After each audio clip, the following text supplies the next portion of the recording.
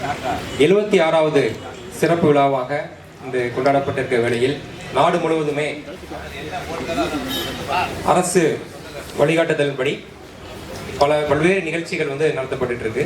அதன் ஒரு பகுதியாக மாவட்ட குழந்தை பாதுகாப்பு அலகு மற்றும் தென்காசி ஆகாஷ் அகாடமி சார்பாக இணைந்து நடத்தக்கூடிய இந்த மாபெரும் சட்ட தின கொண்டாட்டத்திற்கு வருகை புரிந்துள்ள அனைவரையும் குழந்தைகள் நலன் மற்றும் சிறப்பு சேவைகள் துறை சார்பாக வணக்கங்கள் மற்றும் வாழ்த்துக்களை தெரிவித்துக் கொள்கிறேன். இப்போ நம்ம அரசியல் அமைப்பு பார்த்தீங்கன்னா எல்லா சட்டங்களுக்கும் பேஸ் ஃபவுண்டேஷன் அதான். பிரியாம்பிள் அப்படின்னு சொல்லக்கூடிய முகவுரை பார்த்தீங்கன்னா நம்ம கான்ஸ்டிடியூஷனோட கோர் வேல்யூஸ் என்ன, அதோட அப்ஜெக்டிவ் என்ன அப்படிங்கிற எல்லாத்தையும் நமக்கு கற்றுக் கொடுக்கக்கூடியதா இருக்கு. ஒவ்வொரு சாமானியனும் அரசியலமைப்பு பிரியாம்பிள் இருக்கட்டும், அரசியலமைப்பு சட்டக்கூறுகளை தெளிவா அறிஞ்சிக்கணும். ஏன்னா நம்மளோட உரிமை குரலாக அது இருக்கு. ஒன்லி லாயர்ஸ் தான் படிக்கணும் அப்படிங்கிற ஒரு இதெல்லாம் கிடையாது. அதே போல பல்கிவாலா அப்படிங்கிற என்ன சொல்லியிருக்காங்கன்னா identity card to the constitution அப்படின்னு இந்த பிரியாம்பிள் சொல்றாங்க. அதே போல பண்டிட் தாக்கூர் தாஸ் என்ன சொல்லியிருக்காங்கன்னா சோல் ஆஃப் த கான்ஸ்டிடியூஷன், இந்த அரசியலமைப்போட ஆன்மாவே பார்த்தீங்கன்னா பிரியாம்பிள் என்று அழைக்கக்கூடிய இந்த முகவுரை தான். அதுலேயுமே இன்றைய தினம் கிட்டத்தட்ட 10,000க்கு மேற்பட்ட உங்களை போன்ற இளைஞர்கள் இந்த நிகழ்ச்சியில பங்கெடுப்பது உண்மையிலேயே பெரிய விஷயம். ஒரு முக்கியமான ஒரு 6 வேர்ட்ஸ் மட்டும் நான் பாயிண்ட் அவுட் பண்ணணும்னு நினைக்கிறேன். ஃபர்ஸ்ட் பார்த்தீங்கன்னா இன்றைய தினம் நம்ம எல்லா அரசாங்கங்களும் முன்னெடுத்தக்கூடிய ஒரு திட்டங்களுக்கு முன்னோடியாக இருக்கக்கூடியது ஈக்குவாலிட்டி, சுதந்திரம், சமத்துவம், சகோதரத்துவம். இந்த 3 தான் கீ பாயிண்ட்ஸ். ஸோ எல்லாருமே ஒவ்வொருத்தரோட வாழ்க்கையிலையும் நம்ம கடைபிடிக்கணும். அதே போல சமூக, பொருளாதார, அரசியல் நீதி, ஜஸ்டிஸ் சொல்லும்போது இந்த 3 கூறுகள் வருது. இந்த 3 கூறுகளுமே ஒழுங்கா இருந்துட்டோம்னா குழந்தைகளுக்கு எதிரான வன்முறைனாலும் சரி, பெண்களுக்கு எதிரான வன்முறைகள் எதுவுமே இந்த சமுதாயத்தில் இல்லாம ஒரு குழந்தையிலேயே சமுதாயத்தை நம்ம உருவாக்க முடியும். ஸோ அந்த ஒரு முக்கியமான ஒரு குறிப்பை நான் வலியுறுத்தி இந்த அருமையான வாய்ப்பை கொடுத்துருக்காங்க. இதை நல்லபடியாக பொதுமக்களுக்கு நம்ம எடுத்துட்டு செல்லணும். அதோட கூறுகளை ஒவ்வொருத்தரும் நம்ம கடைபிடிக்கணும். பர்டிகுலரா போட்டித் தேர்வுக்கு தயாராகக்கூடிய இந்த உங்களை போன்ற மாணவ மாணவிகள் இதில் ஈடுபட்டது உண்மையிலே பெருமைக்குரிய விஷயம். கான்ஸ்டிடியூஷன் எல்லாருமே லட்சுமிகாந்த் புக்கெல்லாம் படிச்சிருப்பீங்க.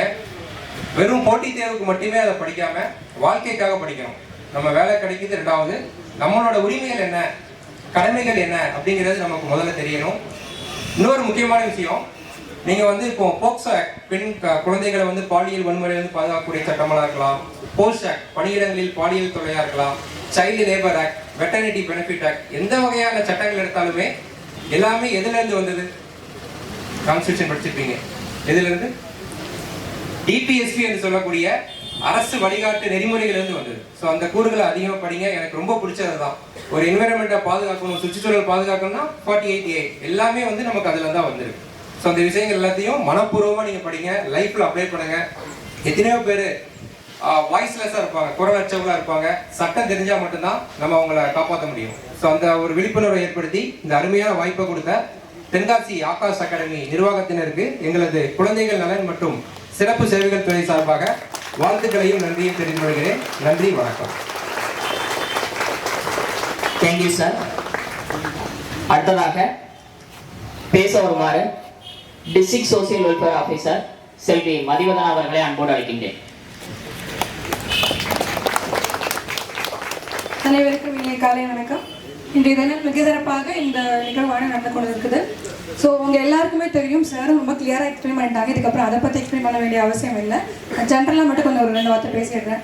ஸோ ஆஸ்பிரண்ட்டாக இருந்து கவர்மெண்ட் ஆஃபீஸராக வந்தவங்க தான் நாங்களுமே. ஸோ உங்களோட இது இப்போ ஸ்டேஜ் எப்படி இருக்கோ எல்லாமே எங்களுக்கு புரியும். இப்போ நம்ம ஆஸ்பிரண்ட்டாக இருக்கும்போது ஃபஸ்ட்டாக அந்த லட்சுமிகாந்த் புக்கு இந்தியன் பாலிட்டிலாம் படிக்கும்போது அதுக்கு முன்னாடி நமக்கு அதை பற்றின ரொம்ப இது கிடையாது. நம்ம என்ன படிச்சிருப்போம்னா பேசிக்காக சிவிக்ஸ் அந்த மாதிரி தான் படிச்சிருப்போம். ஸோ உள்ளே வரும்போது தான் நம்ம இந்தியன் ஃப்ரீடம் ஃபைட்டர்ஸோட அந்த இது எல்லாமே ஸ்ட்ரகிள்ஸ் எல்லாமே நமக்கு தெரியும். Doctor B.R. அம்பேத்கரோட விஷயங்கள் எல்லாமே நமக்கு தெரியும். எவ்வளோ கஷ்டப்பட்டு நமக்கு சுதந்திரத்தை வாங்கி கொடுத்துக்கிறாங்க. இந்த கான்ஸ்டியூஷன் உருவாக்கே பார்த்தீங்கன்னா 2 இயர்ஸ்க்கு மேலே டைம் எடுத்துருக்கு இல்லையா? அதாவது வேர்ல்டில் எந்த ஒரு கான்ஸ்டியூஷனுமே இவ்வளோ நல்லா இருக்காது. அந்த முதல்ல சிறப்பெல்லாம் படிப்பீங்க, என்னென்ன சிறப்புகள் இதுக்கு இருக்குது, எல்லா இதுலேருந்து இதெல்லாம் பேசிக்காக எடுத்துக்கிறாங்க. எல்லாருமே படிப்போம் இல்லையா? சாவரின் இதுலேருந்து இதை எடுத்துக்கிறாங்க, இதெல்லாம் எடுத்துக்கிறாங்க அந்த மாதிரி. ஸோ நம்ம கான்ஸ்டியூஷன் முன்னோர்களால் ரொம்ப அழகாக நமக்கு கொடுக்கப்பட்டுள்ளது. அதே மாதிரி இப்போ ப்ரெசென்ட் இதில் பார்த்தீங்கன்னா கவர்மெண்ட்டில் நிறைய ஸ்டேட் நிறைய கண்ட்ரீஸில் கான்ஸ்டியூஷன் மாறிட்டு வருது. அதை யாருமே மதிக்கிறது இல்லை. நம்மளுடைய சக நாடுகளை நீங்கள் பார்த்துருக்கலாம், நம்ம நாடு அப்படி இல்லை. ஸோ அதுக்கு ஒரு முக்கியமான காரணம்